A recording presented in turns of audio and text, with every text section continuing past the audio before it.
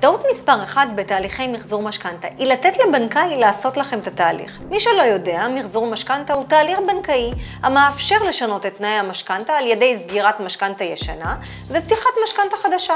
כלומר, החלפה של חוב קיים בהתחייבות חוב חדשה לטווחים שונים ובריביות שמותאמות לאותה תקופה. למה זה טעות חמורה לעשות את זה בבנק? דבר ראשון, כי אין לנו אינטרס משותף, ולצערי הבנקאי לא תמיד יכול להיות אובייקטיבי. אתה כלקוח לא באמת יודע את העלות לשקל שלך במשכנתה. דבר שני, מדובר בתהליך ארוך, מסורבל, מלא טרטורים וטרחה, ובסוף גם כשאתה מסיים, אתה לא באמת יודע שמה שסגרת הוא אכן לטובתך.